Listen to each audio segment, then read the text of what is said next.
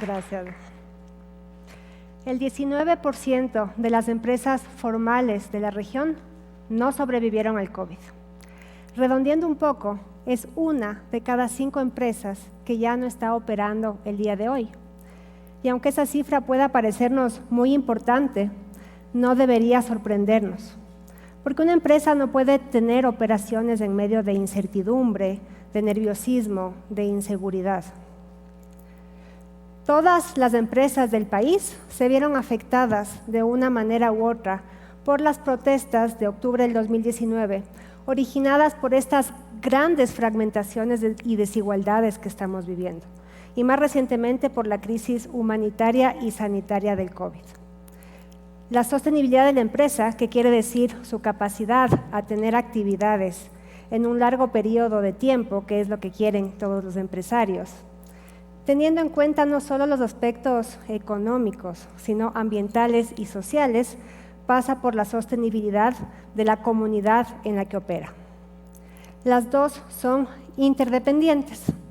¿Qué quiere decir esto? Que la una no puede vivir sin la otra.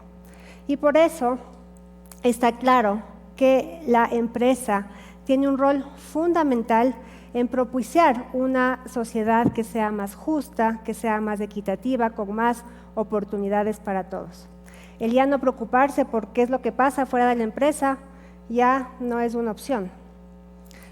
Entonces, ¿qué puede hacer en verdad la empresa para resolver estas fracturas sociales?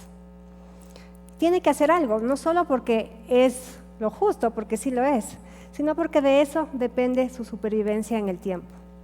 Y la respuesta que les quiero proponer el día de hoy es empezando por resolver las fracturas que se viven internamente, casa adentro. Porque sí, las empresas también están fragmentadas y están ayudando a perpetrar esta inequidad social. Pero antes de ver qué es lo que pueden hacer, empecemos por ver dónde se originan estas fragmentaciones y por qué es tan importante resolverlas. Podríamos pensar que la empresa es este espacio donde por naturaleza aprendemos a respetar, a convivir con personas distintas. Todos los que hemos trabajado en empresas aquí, ¿no es cierto?, nos hemos encontrado con personas con las que seguramente nunca nos hubiéramos encontrado de no ser por ese puesto. Personas de otra edad, con otra educación, otro nivel socioeconómico, diferentes tendencias políticas o creencias religiosas, en fin.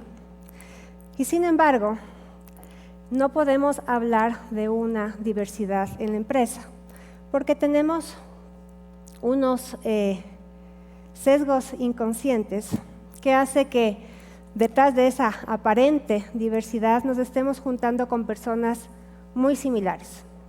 Personas con las que podemos trabajar en armonía, con las que no tenemos conflicto, personas que se vienen a adaptar a lo que nosotros llamamos nuestra cultura corporativa. Para que haya una verdadera diversidad en una organización, esta tiene que ser el reflejo de la diversidad que hay en la comunidad, casa afuera. Y para lograrlo, tenemos que repensar desde nuestros procesos de contratación. Y contratar según habilidades, conocimientos, pero dejar de preguntar información que va a venir a sesgarnos y que además no es para nada relevante para el puesto que queremos tener en la empresa. Entonces, dejar de preguntar información como el género, dejar de preguntar la edad, dejar de preguntar la dirección, el estado civil, dejar de preguntar el nombre del colegio o de la universidad en la que se graduó. Inclusive información que puede parecernos tan básica como el nombre y el apellido, ya nos puede sesgar. En el marco de una investigación que realizó Harvard hace algunos años, hizo un experimento y creó una hoja de vida para enviar a empresas, y lo único que cambió fue el nombre y el apellido. En unas hojas de vida puso un nombre que podía parecer a una persona blanca, por ejemplo John Smith, y en las otras puso un nombre que podía parecer afroamericano, esto obviamente en Estados Unidos. ¿Saben ustedes qué pasó? pueden adivinar. Las hojas de vida blancas tuvieron el 50% más de entrevistas. Y esto incluyendo en empresas que decían promover la diversidad. ¿Se imaginan ustedes el peso de estos sesgos y el gran esfuerzo que tenemos que hacer para ponerlos de lado? Pero ahí no acaba nuestro deber, porque el hecho de tener un equipo que sea diverso no hace que por arte de magia simplemente desaparezcan estas fracturas internas. A veces pasa todo lo contrario. Cuando ponemos a dos personas distintas en una empresa como en la sociedad, hay dos caminos posibles. O se crea conflicto y ruptura, que es generalmente lo que pasa por nuestra tendencia natural a simplemente rechazar lo que no conocemos. O puede haber crecimiento e innovación al integrar la visión del otro con la nuestra. Entonces es justamente el qué hacemos con esa diversidad lo que crea el verdadero valor de la empresa. ¿Y por qué crea tanto valor? Empecemos por reconocer que la empresa vale por las personas. Una empresa son sus colaboradores. Sin colaboradores no existe. Y esto lo sabemos muy bien como inversionistas. Y cuando estamos evaluando una oportunidad de inversión, antes que evaluar el producto que iba a ir evolucionando en el tiempo, el mercado que va a ir cambiando según las tendencias del consumidor, inclusive indicadores financieros o rentabilidad, que podría parecer lo más importante, pero que se puede ver afectada por muchas cosas que pasan en la vida de la empresa. Lo que hacemos es evaluar al equipo, su propósito, su convicción y sobre todo su capacidad para tomar las mejores decisiones en este entorno que es siempre cambiante. Y para tomar las mejores decisiones, el equipo tiene que ser diverso. Los fundadores de las empresas tienen que estar rodeados de pasantes, de colaboradores, de directores, que vengan a mostrarles una perspectiva distinta a la que ellos pueden tener tan sesgada y tan limitada de la realidad. Y tienen que venirles a acercar al mercado o a la comunidad en la que operan, que de por sí es diversa. Y el hecho de poder tomar mejores decisiones hace que los resultados de la empresa sean mejores. Un estudio realizado por McKinsey en el 2019, Diversity Matters, ya demostraba que las empresas étnicamente diversas tienen un 36% más de probabilidades de tener mejores resultados financieros. Y estas son grandes probabilidades. Es por eso que en los fondos de inversión, como el que manejo yo, nos estamos volcando por apostarle al rendimiento en el largo plazo de las empresas que tienen un enfoque en diversidad y en inclusión. Espero que haya quedado claro el concepto de diversidad. ¿No es cierto? Que es el tener a estos perfiles que nos vengan a dar una perspectiva diferente a la nuestra y que nos acerquen a la comunidad. En cuanto a inclusión, que es esta nueva palabra de moda en el mundo corporativo, se refiere a darles un espacio, efectivamente, para que estas personas puedan participar, tengan un puesto en la mesa.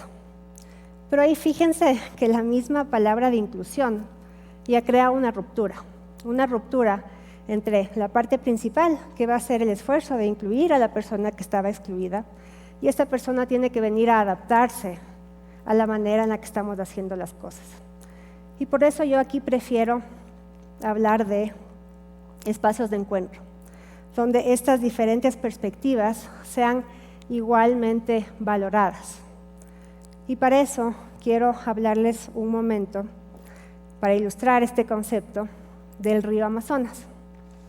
No sé si sabían, pero el río Amazonas está conformado por 1.100 afluentes.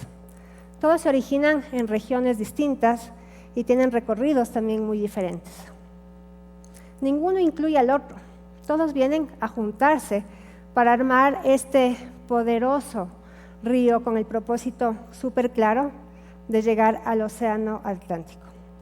Y esto es lo que debemos lograr con nuestras empresas, que se conviertan en este poderoso río Amazonas.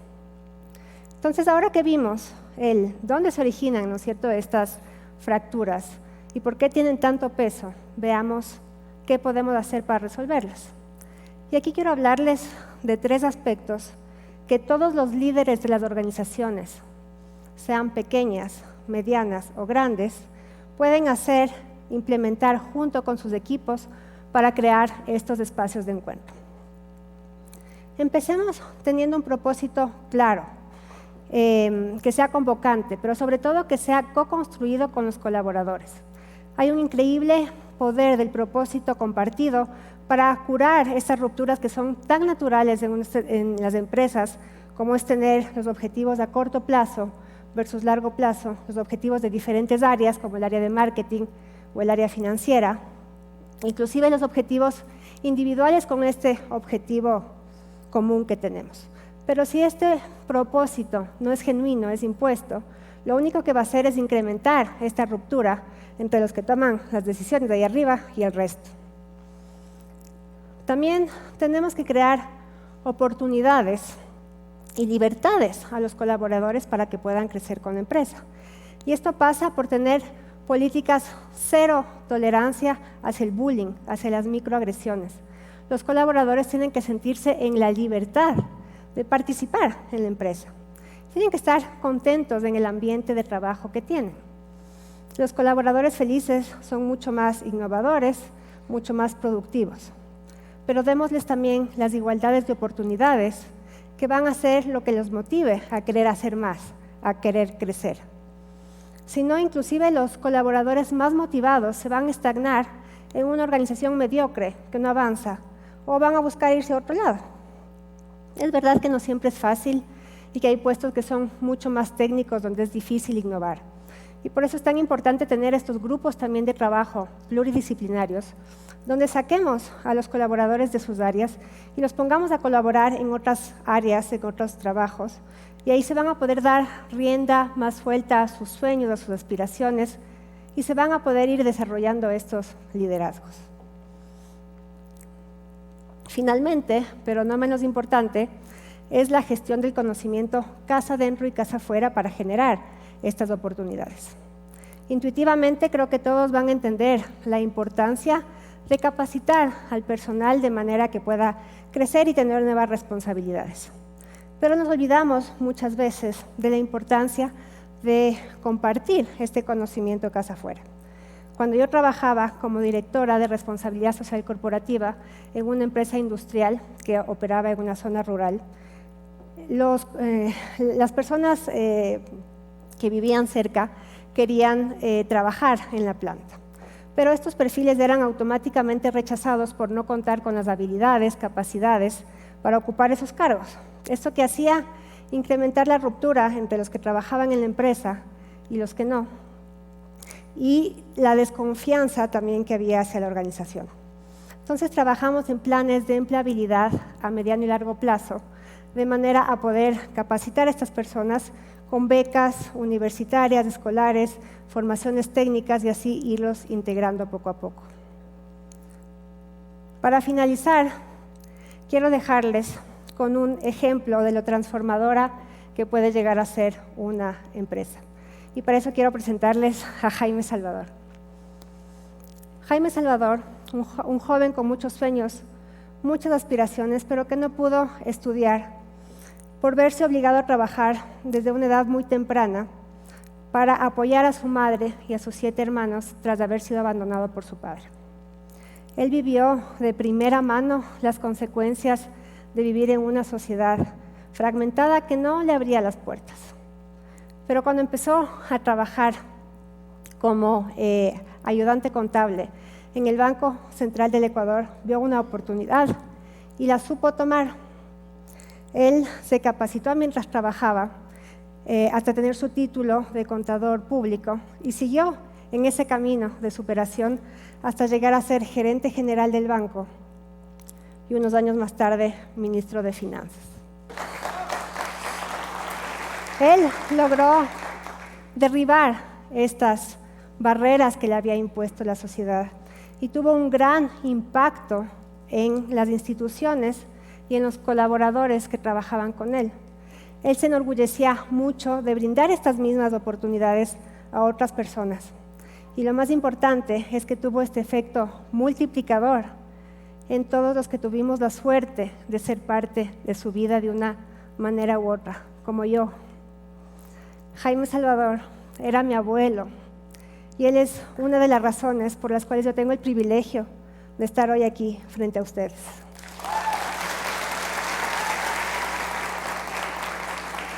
Es una bonita historia, ¿verdad? Y es mi inspiración personal y la de toda mi familia. Pero quiero preguntarles ahora, ¿cuántos casos como el de Jaime conocen ustedes el día de hoy? Tal vez alguien por ahí me diga que uno. La mayoría me va a decir que ninguno. Y es porque hemos puesto estas barreras inconscientes en nuestras organizaciones que no permite que haya estas ventanas de oportunidad fuera de nuestra pequeña burbuja de privilegios. La buena noticia y con lo que les quiero dejar es que está en nuestras manos el cambiar esta realidad.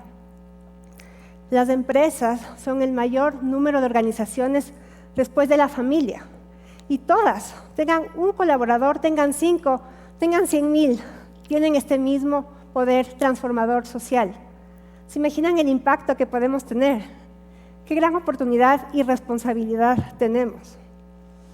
No podemos ser neutrales con esto. Tenemos que tomar acción más allá de la legislación vigente, de lo que la ley nos obligue a hacer o no en temas laborales.